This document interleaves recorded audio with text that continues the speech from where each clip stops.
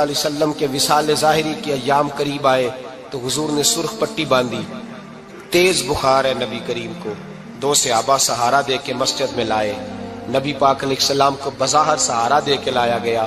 کریم رسول نے لوگوں کو جمع کیا، حضور آج کیا ہونے والا ہے، آج کیا کہا جائے گا، آج کس لیے میٹنگ بلائی ہے؟ نبی کریم کے کل صحابہ جب مسجد میں جمع ہوئے تو کھچا کھچ مسجد بھری ہے۔ وصال ظاہری سے چند یوم پہلے کی بات، نبی پاک نے فرمایا آج تمہیں کوئی جہاد کی ترغیب نہیں دینی، آج کوئی نیا پیغام نہیں دینا، آج تمہیں بتانا ہے کہ رب نے اپنے بندے کو اختیار دیا ہے، چاہے تو دنیا میں رہے، چاہے تو اس کی بارگاہ میں حاضر ہو جائے۔ اس عبد نے بارگاہ ربوبیت کی طرف لوٹنے کا ارادہ کر لیا ہے۔ حضرت صدیق اکبر رونے لگے تو صحابہ نے کہا تمہیں کیا ہوا؟ کہنے لگے سمجھ نہیں رہے، کسی کی بات نہیں کر رہے، نبی پاک تو اپنی بات فرما رہے ہیں، اس نے جانے کا ارادہ کر لیا۔ سنیے میرے بھائی، محبوب پاک نے فرمایا بھائی کسی شخص کو میری طرف سے کوئی تکلیف پہنچی ہو تو بدلہ لے سکتا ہے، بدلہ لے سکتا ہے، کسی کو تکلیف پہنچی ہو۔ صحابہ پھوٹ کے رونے لگے، محبوبہ کرم ہی کرم ہوا ہے، رحمت ہی رحمت آئی، آپ کے بارے میں گمان کرنے والا بھی دائرہ ایمان سے نکل جائے۔ حضور آپ کیا فرما رہے ہیں؟ فرمایا نہیں بھائی اٹھو۔ پیچھے سے جناب عکاشہ بن محصن اٹھے، ہاتھ کانپتے ہیں آگے بڑھے، کہنے لگے یا رسول اللہ ایک جنگ کے موقع پر آپ نے درہ مارا تھا، ننگی پیٹھ پر صفیں سیدھی کراتے، بات دل میں رہ گئی ہے، میں نے بدلہ لینا ہے۔ نبی کریم نے فرمایا بلال دوڑ کے جاؤ، فاطمہ کے گھر درہ پڑا ہے، درہ لاؤ۔ سیدنا بلال حبشی کہتے میں گیا، دستک دی، سیدہ طیبہ طاہرہ حضرت فاطمہ فرمانے لگی بلال کیسے آئے ہو؟ اماں جی وہ درہ چاہیے تھا۔ سیدہ کو تشویش ہوئی، کہنے لگے بلال نہ تو جنگ پہ جانا ہے، نہ جہاد ہے، نہ کوئی ایسا موقع ہے، حضور کی تو طبیعت مبارک بظاہر بڑی علیل ہے، درہ کیا کریں گے؟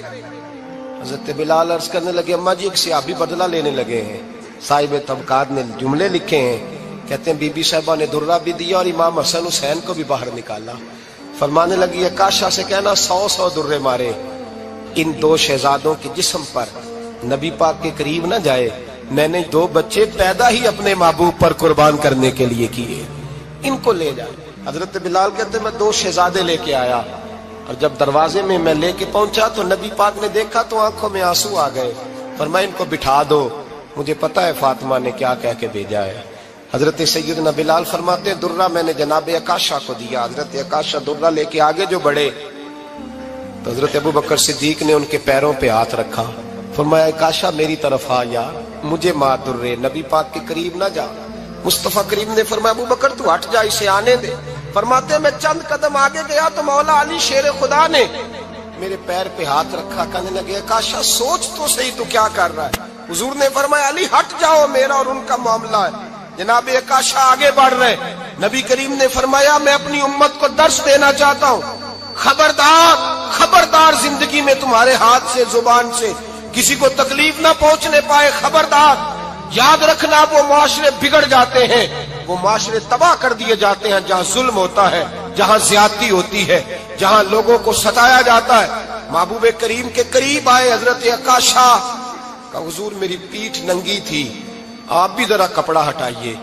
نبی کریم نے پیٹھ سے کپڑا ہٹایا، جناب عکاشہ نے درہ جو اٹھایا تو صحابہ کی چیخیں نکلی، حضرت عکاشہ نے درہ دور پھینکا، حضور کے بطن اطہر سے لپٹ گئے، چومنے لگے، کہنے لگے حضور وہ تو صفیں سیدھی کراتے لگ گیا تھا، آپ نے کہاں مارا تھا؟ یا رسول اللہ میں تو بہانہ بنا رہا تھا کہ جاتی دفعہ مجھے وجود چومنے کا موقع نصیب ہو جائے، مجھے یہ موقع نصیب ہو جائے۔ میرے حبیب نے فرمایا جس نے جنتی دیکھنا ہو میرے عکاشہ کی زیارت کر لے۔ بھائی ظلم کا دروازہ کھلا ہوا ہے اور لوگ بھول جاتے ہیں زیادتی کرتے ہوئے، وہ بہو سے ہی کیوں نہ کریں، وہ اپنے گھر کے بھول جاتے ہیں کہ شاید پوچھنے والا کوئی نہیں، شاید میزان نہیں لگے گا۔ ایران کے بادشاہ نے اپنے بیٹے کو پڑھانے کے لیے ایک استاد صاحب کا بندوبست کیا۔ استاد صاحب کو کہا کہ میرے بچے کو دین پڑھائیے، میں چاہتا ہوں کل اس نے انعام حکومت کو سنبھالنا ہے تو یہ دین سے آگاہ ہو جائے، اس کو کچھ سکھائیے پڑھائیے۔ بہت نیک بزرگ بڑے درویش عالم پڑھانے لگے، اسباق مکمل ہو گئے، دین کے اسباق قرآن مجید پڑھایا، احادیث طیبہ کا درس دیا، اصول فقہ سے روشناس کرایا۔ جب بچے نے مکمل تعلیم حاصل کر لی اور آمین ہو گئی، دستار ہو گئی، فارغ ہو گئے، تو پھر ایک دن استاد صاحب نے کہا بیٹے کل تم نے ضرور آنا ہے، کچھ بات کرنی ہے۔ شہزادہ گیا ملنے استاد صاحب سے، استاد صاحب نے کنڈی لگا لی، ہاتھ میں درہ پکڑ لیا، مار مار کے پورے وجود کو زخمی کر دیا، کوئی غلطی نہیں، کوئی بات نہیں، مارا۔ اب بچہ آیا آ کے بادشاہ سلامت سے کہا کہ ابا جی سمجھ نہیں آئی، بڑا مارا ہے استاد۔ تو سیانے تھے نا بادشاہ، یہاں تو قاری صاحب روز کٹہرے میں کھڑے ہوتے ہیں، مولوی صاحب آپ نے میرے بچے کو کیوں مارا ہے؟ آپ 8,000 کے مولوی ہیں، میرا کئی کروڑ کا بچہ ہے، سویرے بدل لیں گے، خبردار آپ نے بچے کو ہاتھ لگایا، اپنی حیثیت میں رہے معاذ اللہ۔ جو قومیں استادوں کو کٹہروں میں کھڑا کرتی ہیں وہ ترقی نہیں کر پاتی، جو استادوں کو کٹہروں میں روز کھڑا کرتے ہیں۔ کہا ابا جی بڑا مارا ہے، تو والد بڑے سمجھدار تھے، کہنے لگے بیٹا استاد باپ ہوتا ہے، وہ زیادتی نہیں کرتا، کوئی بات ہوگی میں تیرے استاد کو کٹہرے میں نہیں بلاؤں گا۔ اماں سے بات کی، اماں کہنے لگی بیٹا میں تیرے باپ سے کیسے بات کروں، ڈرا تھا۔ وقت گزر گیا، 22 سال بیت گئے، 22 سال گزر گئے، بادشاہ کا انتقال ہوا، شہزادہ تخت پہ بیٹھا، پہلا حکم یہ دیا کہ میرے استاد کو بلاؤ، پہلا حکم۔ استاد جی بوڑھے ہو گئے تھے، چھڑی کے اوپر ٹیک لگا کے آئے اور بھویں سفید ہو کے جھک گئی تھیں، یوں آنکھ کھول کے بڑی مشکل سے دیکھا، کہنے لگے شہزادے حکم ہو۔ کب میں شہزادہ نہیں، اب میں بادشاہ بن گیا ہوں۔ استاد جی 22 سال بیت گئے، آپ نے مارا تھا، پر وہ درد چونکہ زیادتی کی تھی، میرا قصور کوئی نہیں تھا، تو نہ میری روح سے درد گیا ہے نہ میرے جسم سے گیا ہے، میں بے اختیار تھا، پوچھ نہیں سکتا تھا، آج با اختیار ہوا ہوں۔ سب سے پہلے پہلا حکم آپ کو دیا، بلایا ہے، بتائے کیوں مارا تھا، کیوں مجھے مارا تھا، میری زیادتی بتائے۔ تو استاد، بوڑھے استاد کی آنکھیں آنسوؤں سے بھر گئیں، کہنے لگے بیٹے بس آج کے دن کے لیے مارا تھا، یہ جو دن آ گیا نا میری زندگی میں اس لیے مارا تھا، یہ میں چاہتا تھا میری زندگی میں وقت ہے، آج کے بس میری مراد پوری ہو گئی۔ کہا صاحب کس لیے، مجھے بھی سمجھائے۔ آپ فرمانے لگے کتنی دیر ہو گئی تجھے مار کھائے ہوئے، کتنا زمانہ بیت گیا؟ کہنے لگا 22 سال۔ فرمایا زخم بھولے تو نہیں، درد ختم تو نہیں ہوئی، تمہیں بات 1 منٹ کے لیے بھی تمہارے حافظے سے محو تو نہیں ہوئی؟ کہا استاد جی روز رات کو یاد آتی، روز خیال آتا تھا۔ استاد کہنے لگے بھائی تو بے اختیار تھا، پوچھ نہیں سکا، 22 سال تجھے یاد رہا، مجھے پتا تھا تو ایک دن حکمران بنے گا، میں نے تجھے اس لیے مارا تھا کہ بیٹے یاد رکھنا، کسی پہ ظلم نہ کرنا، اگر تجھے 22 سال تک یاد رہا ہے تو جس پر تو ظلم کرے گا اسے بھی قیامت تک یاد رہے گا، اور یہ یاد رکھنا تو آج با اختیار ہوا تو تو نے مجھے بلا لیا ہے، قیامت کے دن غریب با اختیار ہو جائیں گے، مظلوم با اختیار ہو جائیں گے، وہ با اختیار ہوں گے للہ الواحد القہار، رب کریم کی بارگاہ کے اندر ان کا اختیار ہوگا، اکیلے اللہ کی حکمرانی ہوگی، پھر وہ بلائیں گے بڑے بڑے کج کلا، دنیا میں جن کی پگڑیاں اونچی تھی وہ سر جھکائے کھڑے ہوں گے، دنیا میں جو ڈکٹیٹر بنتے تھے ان کی پشتیں لال ہوں گی، ان کو غدار لکھا جائے گا، قیامت تک نہیں بھولے گا۔ ظلم کرنا تو سوچ سمجھ کے کرنا، اتنا کرنا جتنا تم سہ سکتے ہو، اتنی زیادتی کرنا جتنی قیامت میں تم برداشت کر سکتے ہو۔ میرے نبی کریم صلی اللہ علیہ وسلم نے فرمایا ظلم سے بچو، یہ قیامت کے اندھیروں میں سے ایک اندھیرا ہوگا، زندگی میں زیادتی نہ کریں، اگر تھوڑی دیر کے لیے کوئی چیز برداشت کر جائیں گے تو وہ فائدہ دے جائے گی، کچھ دیر کے لیے اگر سہ جائیں گے تو نفع مل جائے گا، سہنے کی کوشش کریں لیکن زیادتی نہ کریں، نظر کو، سوچ کو، ذہن کو پاک رکھیں، اور میرے بھائی زندگی پوری ظلم سے بچیں، زیادتی سے بچیں۔ امیر المومنین حضرت جناب سیدنا عمر فاروق رضی اللہ تعالیٰ عنہ رات گھر میں تھے تو رونے لگے، بڑی دیر تک روتے رہے، والدہ اٹھی تو صاحبزادے سے کہنے لگی پتہ کرو تمہارے باپ کو کیا مسئلہ ہے۔ شہزادے آئے، کہنے لگے امیر المومنین والد گرامی کیا ہوا؟ تو حضرت عمر فاروق کہنے لگے بیٹا اپنی اماں کو بلاؤ۔ والدہ آ گئی، کیا بات ہے، کچھ طبیعت خراب ہے تو حکیم کا بندوبست کیا جائے۔ تو حضرت عمر کہنے لگے کچھ بھی نہیں، آج مسجد سے نکلا ہوں تو نبی پاک کے صحابہ میری تعریفیں کر رہے تھے۔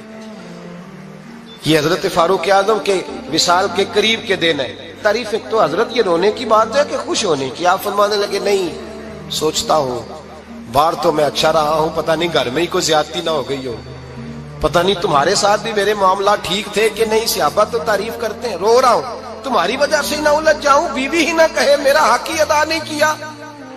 یہ لفظ کہتے کہتے پہاڑ ہے یہ شخص، کیسر و کسرا کانپتے ہیں۔ حضرت عمر رو پڑے، بی بی سے کہنے لگے مجھے اللہ کی رضا کے لیے معاف نہیں کر دیتی؟ میرے اوپر بوجھ تھا امت کا، میں ساری رات مدینے کی گلیوں میں پھرتا تھا، دن سارا مسجد میں گزرتا تھا، میں تجھے وقت نہیں دے پایا، معاف نہیں کر دیتی؟ تو زوجہ کہنے لگی نہیں عمر، میں نے بھی زندگی میں اپنا کوئی سکھ چین نہیں دیکھا، کوئی چاؤ پورا نہیں کیا، میں کیسے معاف کر دوں، میں نہیں معاف کرتی۔ حضرت عمر زمین پہ بیٹھ گئے، رونے لگے، کہنے لگے چل معاف کر دے۔ کہنے لگی ایک وعدہ کرو، قیامت کے دن رب کریم کی بارگاہ میں میری سفارش کرو گے؟ اللہ کی بارگاہ میں عرض کرو گے کہ اللہ اچھی تھی، مجھے کپڑے دھو کے دیتی تھی، روٹی پکا کے دیتی تھی، میری عزت کی محافظ تھی؟ جناب عمر کہنے لگے تیرے ساتھ وعدہ ہے، رب اپنے فضل سے عمر کو جنت دے گا تو عمر تجھے جنت میں ساتھ لے کر کے جائے گا، تیرے ساتھ وعدہ ہے۔ میرے بھائی جن کے دلوں میں احساس تھا کہ ہم سے کوئی زیادتی نہ ہو جائے کسی جگہ، وہ تو یہاں تک معاملہ کرتے تھے، یہاں تک ان کا خیال رہتا تھا۔ عزیزو، ایک تو نظر میں حیا پیدا کریں، والدین کی بہت بڑی ذمہ داری ہے۔ لاکھوں بچے مرضی کی شادیاں کر رہے ہیں، ہزاروں گھر اجڑ رہے ہیں، یہ وہ والا زہر ہے جو ہر گھر میں تیزی سے پھیلتا چلا جا رہا ہے۔ پہلے ہم کہتے تھے کہ بچہ باہر نہ نکلے، اب کہتے ہیں اللہ کہیں موبائل لے کے تنہا نہ بیٹھ جائے، کہیں تنہا نہ بیٹھ جائے، کیا بنے گا اس کا اگر یہ گندگی اور یہ ایسا نشہ ہے جو اجاڑ کے رکھ دے۔ بخاری شریف میں حدیث ہے، قاضی ایاز مالکی رحمۃ اللہ علیہ نے بڑی تفصیل سے لکھی ہے، راوی حضرت انس بن مالک ہیں۔ ایک بندہ بڑی دور سے آیا نبی پاک صلی اللہ علیہ وسلم کی زیارت کے لیے، بڑی دور سے۔ عرب کے جو سردار ہوتے تھے ان کے بڑے ناز نخرے ہوتے تھے، وہ خیر آج بھی ہیں، پروٹوکول کا ماحول آج بھی، یعنی وزیر صاحب کے آگے دو چار گاڑیاں نہ ہوں تو ان کو مزہ ہی نہیں آتا، پولیس والے آگے پیچھے بھاگیں تو حالانکہ ان کو نہیں پتا کہ جو پولیس والے آگے پیچھے بھاگ رہے ہیں نا، یہ حکومت بدلی تو گرفتار کرنے بھی انہوں نے ہی آنا ہے، لیکن وہ بڑا مزہ آتا ہے جب لوگ گاڑی کے پیچھے بھاگتے ہیں، کیا بات ہے جناب، بڑی بات۔ اور ہماری طبیعتوں میں پتہ نہیں کون سی، تو نبی پاک صلی اللہ علیہ وسلم کی خدمت میں وہ شخص بڑی دور سے آیا، تو عرب کے بادشاہوں کا مزاج تھا، پروٹوکول بڑا چاہتے تھے، ان کا تو یہ طریقہ تھا کہ حکمرانی کرنی ہے جیسے بھی ہو۔ اگر کسی غلام نے دھوپ میں بندھا رہ گیا، اونٹ اور چھاؤں میں نہیں باندھا تو درے مارتے تھے، اور اگر اس نے کھول کے باندھ دیا تو پھر بھی مارتے تھے، کہتے تھے اتنا سیانا ہو گیا تو انہیں پوچھا ہی نہیں، خود بخود ہی باندھ دیا۔ وہ شخص حضور کی بارگاہ میں آیا اور بہت سارے لوگوں کے پاس کیونکہ وہ جاتا تھا اپنے سربراہ کا پیغام لے کے، تو وہ کانپ رہا ہے جب حضور کی بارگاہ میں گیا، ڈر رہا ہے۔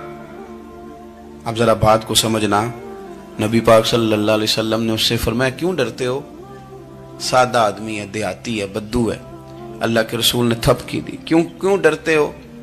تو کہتے حضور مجھے آداب نہیں آتے اور مجھے ڈر آتا ہے، کوئی بات اگر ایسی ہو گئی آپ مدینے کی حکومت کے سربراہ ہیں تو کہیں آپ ناراض نہ ہو جائیں۔ حضرت انس بن مالک فرماتے ہیں بات کہاں کی تھی، پہنچ کہاں گئی؟ جب اس نے یہ کہا نا کہ آپ تو حکومت کے سربراہ ہیں، کہیں کوئی غلطی نہ مجھ سے ہو جائے، تو نبی پاک کی آنکھوں میں آنسو آ گئے، حضور رونے لگے، اور نبی پاک صلی اللہ علیہ وسلم فرمانے لگے نہ بھائی تو کسی حکومت کے سربراہ کے پاس نہیں آیا، نہ تو اس بیٹے کے پاس آیا ہے جس کی ماں گوشت کے خشک ٹکڑے کھا کے بھی گزارا کر لے گی۔ میں تو ایک غریب ماں کا بیٹا ہوں۔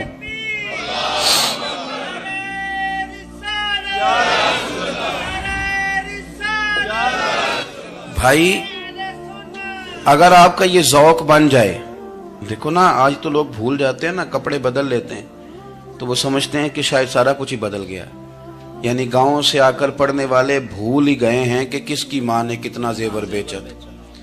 لوگ بھول جاتے ہیں چیزوں کو، اپنے ماضی کو یاد رکھیں، آپ لوگوں کے ساتھ پیار کریں، آپ لوگوں کو موقع دیں، آپ تھوڑی سی اور کوشش کریں اس شخص تک جانے کی جو آپ کو مایوس نظر آ رہا ہے، پریشان نظر آ رہا ہے۔ یہ ہمیں میلاد والے محبوب صلی اللہ علیہ وسلم نے درس دی۔ ایک اور پہلو، حضور سید عالم صلی اللہ علیہ وسلم نے، ہمارے ہاں نا ابھی بھی برادری کی تقسیم ہے، ابھی بھی اور کچھ میں نے ایسے کمزور لوگ بھی دیکھے. یہ اس طرح کی حرکتیں ہارے ہوئے لوگ کرتے ہیں. ہارے ہوئے لوگ جو اپنے آپ کو سمجھتے ہیں کہ میں کوئی بڑا آدمی ہوں. بڑا آدمی تو اپنے اخلاق سے ہوتا ہے, اپنے کردار سے ہوتا ہے, اپنی سخاوت سے ہوتا ہے, لوگوں سے پیار کرنے سے ہوتا ہے.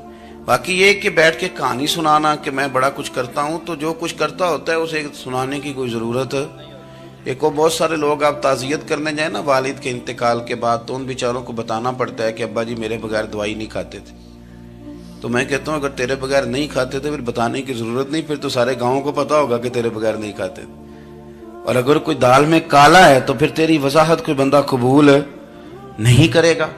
تو آپ کو بتانا کیوں پڑ رہا ہے, اور آپ بار بار اس بات کا ذکر کیوں کر رہے ہیں کہ ہم بہت بڑے قبیلے کے ہیں؟ صاحب اگر آپ بڑے قبیلے کے ہیں تو پتا ہوگا سارے علاقے کو آپ کتنا لوگوں کا خیال کرتے ہیں, آپ کس قدر محبت کرتے ہیں, آپ کا انداز کریمانہ کس طرح کا. پھر آپ کو بتانے کی کوئی ضرورت نہیں ہوتی, پھر خود بخود خبر ہوتی ہے. حضرت سیدنا ابو ذر غفاری رضی اللہ تعالیٰ عنہ, قبیلہ بنو غفار ایک بڑی شاخ تھی قبیلوں میں سے. جو لوگ اس زمانے میں مالدار قبیلوں سے تعلق رکھتے تھے ان میں سے ایک بڑا نام تھا.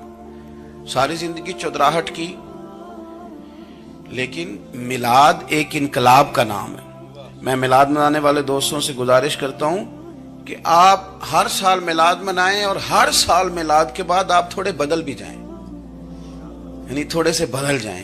کچھ لوگ کہیں یار یہ داڑھی میں نے نا 12 ربیع الاول والے دن رکھی تھی, یہ میری میلاد والی داڑھی ہے. اور داڑھی رکھیں بھی نبی پاک کی مرضی کی. کس کی مرضی کی؟ نہ ناراض ہو جائے جو میں ٹور چلا, بس کس مرضی کی جی؟ اپنی مرضی کے نہیں. داڑھی کا وزن کو نہیں ہوتا کہ پوری مٹھی رکھیں گے تو آپ کو کوئی دقت ہوگی, کوئی وزن نہیں. پوری رکھیں, جو حضور کا طریقہ مبارکہ ہے جو ہمیں ملتا ہے اس پر آپ توجہ فرمائیں. تو میں جو بات عرض کرنے جا رہا ہوں وہ میلاد انقلاب ہے. حضور سید عالم صلی اللہ علیہ وسلم کی بارگاہ میں آنے سے پہلے لوگ کچھ اور ہوتے تھے, اور یہاں سے ہو کے جاتے تھے تو پھر ان میں تبدیلی آتی تھی. میں سارا دن کرامتیں سناؤں نا کسی کو اپنے پیر صاحب کی اور اپنے گھر میں بھی کہ میرے حضرت بڑے, میرے استاد بڑے, لیکن بیوی کے ساتھ اگر میں ترش لہجے میں بات کروں گا تو وہ کہے گی ایسے سکھاندے نے تینوں پیر صاحب. دوست کہیں گے یہ سکھاتے ہیں آپ. تو آپ کی کہانیاں نہیں چلتی, آپ کا کردار چلتا ہے. حضرت ابو ذر غفاری رضی اللہ تعالیٰ عنہ فرماتے ہیں چونکہ میں چودھری تھا, سیدنا بلال حبشی رضی اللہ تعالیٰ عنہ کے پاس میں بیٹھا تھا. کسی بات میں بات آگے بڑھی اور بڑھتے بڑھتے بات شکنجی تک چلی گئی. رائے کے اختلاف نے باتوں میں تلخی پیدا کر دی, اور جب تھوڑے لفظ اور تیز ہوئے تو میں نے انہیں کہہ دیا چپ کر, تو ابشن کا بیٹا ہے. کس کے بیٹے تھے حضرت بلال؟ کہتے ہیں جب انہوں نے مجھے کہا تو میرا دل بڑا ٹوٹا, لیکن میں نے ارادہ کیا کہ میں نے حضور کی بارگاہ میں نہیں عرض کرنی. اب ہر بات کی ہم حضور کی بارگاہ میں شکایت کریں. لیکن میں جا کے مسجد میں بیٹھا, اور جب سرکار آئے نا, ارادہ نہیں تھا کہ عرض کروں گا, لیکن حضور کا چہرہ دیکھا تو دکھ میرا خود ہی تازہ ہو گیا. رونے کا بھی تو تب ہی مزہ آتا ہے نا کوئی اپنا ملے تو. فرماتے ہیں کہ میرے آنسو نا بغیر اختیار کے چھلک پڑے, اور میں کھل کے روئے, کھل کے. قربان جاؤں محبوب کے بھی حضور نے پاس نہیں بلایا, بلکہ نبی پاک اٹھ کے خود میرے پاس آئے اور مجھے کندھوں سے پکڑ کے سینے سے لگایا. اور جب میں کھل کے رو لیا تو حضور میرے آنسو پوچھنے لگے.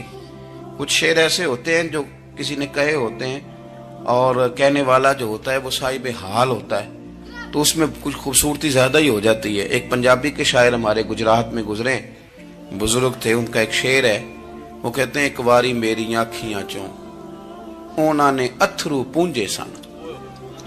ایک واری میری آنکھیاں چوں اونا نے اتھرو پونجے سن, ہن تے چسکا پہ گیا رونے دا. ایک واری میری آنکھیاں چوں اونا نے اتھرو پونجے سن, ہن تے چسکا پہ گیا رونے دا, تے ہر ویلے آہو زاری دا. تو میں روز رونے لگا ہوں, مزہ ہی بڑا آیا ہے جب سے محبوب نے چپ کرانا شروع کیا میرے عزیز. اور پھر حضرت بلال حبشی رضی اللہ تعالیٰ عنہ چونکہ حضور کے غلام تھے, اور انہیں پتا تھا کہ سرکار میری ناز برداری کرتے ہیں, حضور نے چپ کرایا. فرمایا کیوں روتے ہو؟ تو عرض کرنے لگے یا رسول اللہ صلی اللہ علیہ وسلم, اگر میں ابشن کا بیٹا ہوں تو میری تو غلطی کوئی نہیں نا, یہ تو تقسیم اللہ کی ہے نا. الذی خلقک فسواک فعدلک فی ای صورت ما شاء رکبک. جس طرح وہ چاہتا ہے، جس کو چاہتا ہے اس طرح کی اس کی صورت بنا دیتا ہے۔ تو مجھے ابشن کا بیٹا کہا جاتا ہے، میری غلطی کیا ہے؟ حضرت بلال نے بھی نہیں بتایا کس نے کہا ہے، لیکن نبی پاک صلی اللہ علیہ وسلم نے کیا فرمایا؟ امام یوسف صالحی نے لکھا ہے، ذرا غور کرنا بات پر، تسلیاں لوگ اور رنگ میں بھی دیتے ہیں پر یہ تسلی بڑی انوکھی ہے۔ حضور فرمانے لگے، بلال اگر تو ابشن کا بیٹا ہے تو پریشان کیوں ہوتا ہے؟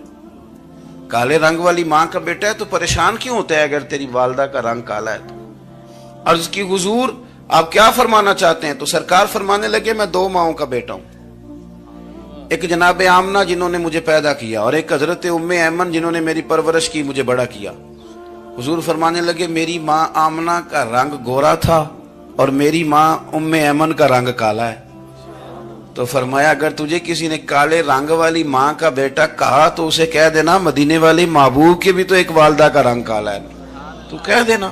حضرت بلال کہتے ہیں کہ وہ اس طرح کی تسلی تھی، طفل تسلیاں نہیں جس طرح کی ہمیں دی جاتی، وہ اس طرح کی خوبصورت تسلی تھی کہ اس کے بعد میرا دل ایسا ٹھنڈا ہوا، پھر کسی کا تانا نہیں رہا۔